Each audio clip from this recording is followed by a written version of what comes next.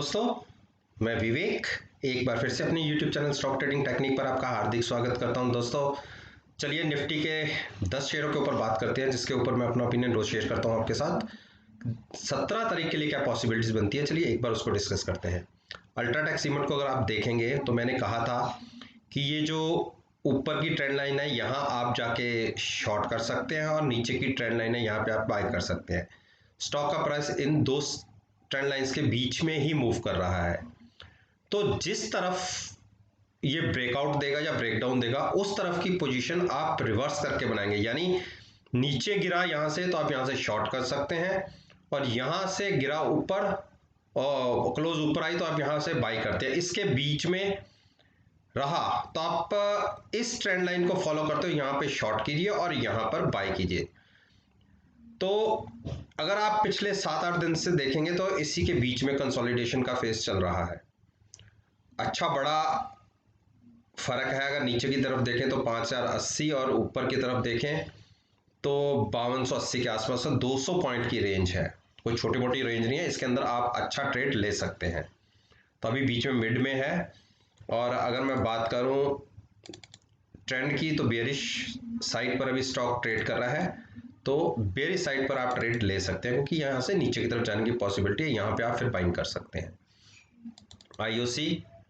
IOC ने एक doji बनाया है, और जब से इसने 93.50 को टारगेट को अचीव करके उसके ऊपर क्लोजिंग दी है, एक वन वेव की मूव चल रही है वन। तो यहां जहां क्लोजिंग मिली है, एक डोजी है, डोजी में क्लियर कंफर्मेशन नहीं होती कि हमें यहां से किस तरफ जाना है।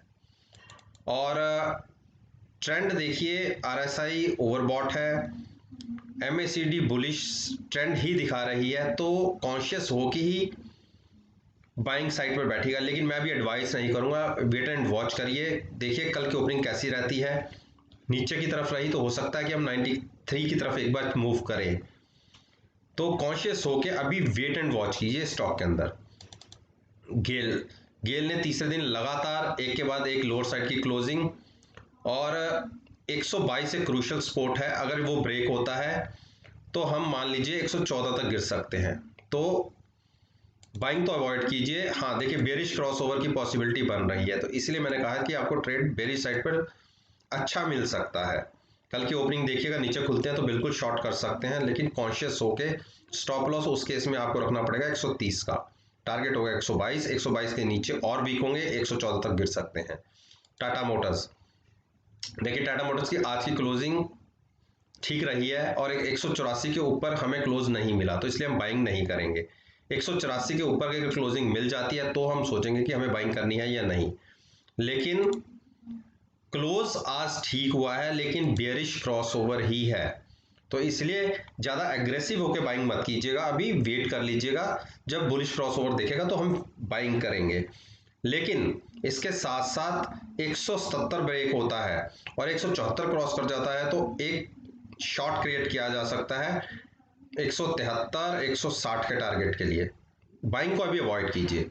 यूपीएल में तो मैंने आपको बिल्कुल साइडवेज होकर बैठने के लिए बोला था। रीजन, इसमें उल्टी सीधी खबरें कई निकल के आ रही हैं, कभी ये ऊपर चला जाता है। देखिए ऐसी बड़ी बड़ी मूवमेंट में आप कहाँ कोई ट्रेड को पकड़ पाएंगे, तो इसमें इसलिए इसके अंदर से अभी ट्रेड मत करिए। हीरो मोटोकॉर्प अपनी दो मूविंग एवरेज के बीच में ट्रेड कर रहा है। अगर नीचे की तरफ 3060 ब्रेक होता है तो हम शॉर्ट करेंगे, 3140 के ऊपर की क्लोजिंग आती है तो हम बाइंग करेंगे, उसके बीच में हम कोई ट्रेड नहीं करेंगे। 3170 के ऊपर तो इस स्टॉक में एक बड़ी मूव तकरीबन 3350 तक की दिख सकती है, 3250 की, सॉरी।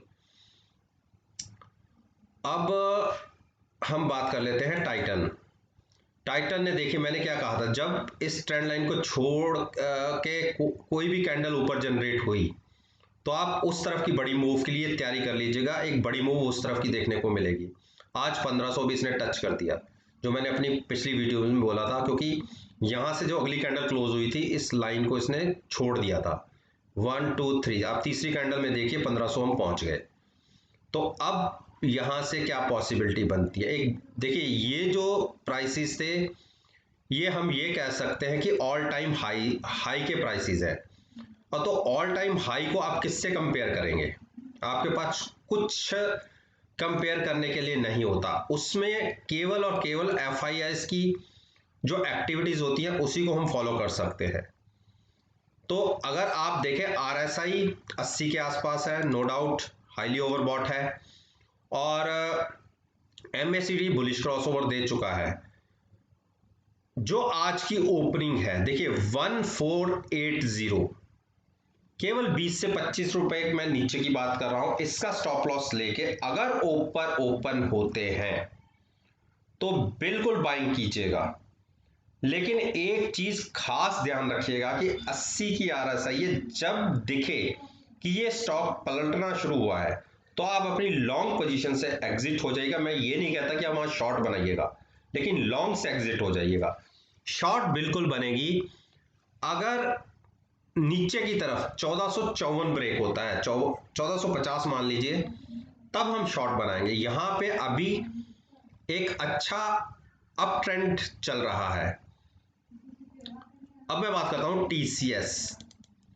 TCS ने एक 5 दिन की गिरावट के बाद 9 दिन की मूविंग एवरेज पे सपोर्ट लिया और वहां से एक जंप दिखा और 2817 एक ही दिन में पहुंच गया।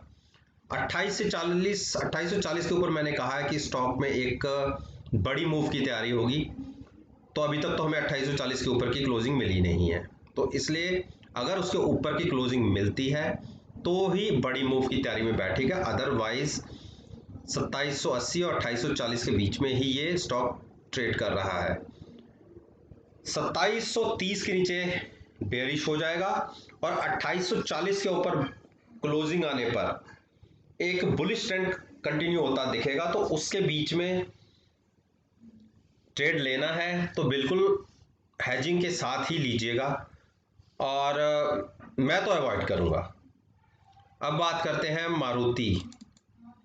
मारुति ने एक डोजी बनाया है और 6-7 दिन का कंसोलिडेशन फेज ही चल रहा है, तो इसको क्या ट्रेड करेंगे आप? देखिए मूवमेंट आ ही नहीं रही, और अगर आप देखेंगे तो बेरिश क्रॉसओवर बनता दिख रहा है। तो आप मारुति में मुझे लगता है कि एक नेगेटिव ट्रेंड कंटिन्यू होगा अगर ये 7700 को ब्रेक करता है तो उस केस में आपको 250 से 300 पॉइंट की गिरावट दिख सकती है, नीचे की तरफ ट्रेड मिलेगा। ऊपर तो मुझे नहीं लगता कि अभी हमें कोई बाइंग करके चलनी चाहिए। ब्रिटेनिया ने देखिए मेरे जो 3770 के टारगेट थे उसको अचीव हुआ, वही रेजिस्टेंस बन गई, अब उसको ये क्रॉस ही नहीं कर पा रहा। एक बार इसके ऊपर की क्लोजिंग मिले और थोड़ी बड़ी, ऐसा नहीं है कि 3770 के ऊपर ही मिले तो हम बाइंग कर लेंगे, लेकिन 3780 85 की अगर क्लोजिंग हमें मिल जाती है तो उस केस में 3900 के टारगेट आपको देखने को मिलेंगे, तो आप बाइंग कर सकते हैं। लेकिन मैंने एक चीज और भी बोली थी कि अगर यहाँ पे प्राइस थकता हुआ दिखे तो 3770 के स्टॉप लॉस के साथ आप शॉर्ट भी कर सकते हैं। स्टॉप लॉस ऐसे नहीं लेना कि आपने 3770 का स्टॉप लॉस लिया और शॉर्ट कर दिया। 3770 की कॉल बाय करनी है तो फ्यूचर सेल करना है, तो इस तरीके से ट्रेड लेना है। तो दोस्तों मैंने यह निफ्टी इंडेक्स के अच्छी वेटेज रखने वाले शेयर के ऊपर मैंने अपना ओपिनियन आपके साथ शेयर किया है, और मेरी आपसे विनती है कि मेरी आप इस वीडियो को कल के ट्रेडिंग सेशन के साथ एनालाइज कीजिएगा और देखिएगा आपको कितने अच्छे पॉजिटिव रिजल्ट्स देखने को मिलेंगे। वीडियो अच्छी लगी हो तो लाइक जरूर कीजिए, शेयर कीजिए, और मेरे यूट्यूब चैनल को सब्सक्राइब करना मत भूलिएगा। इस बात के साथ मैं आपसे विदा लेता हूं और एक नई वीडियो के साथ फिर से आपके सामने आऊंगा। तब तक के लिए धन्यवाद, take care and have a nice day.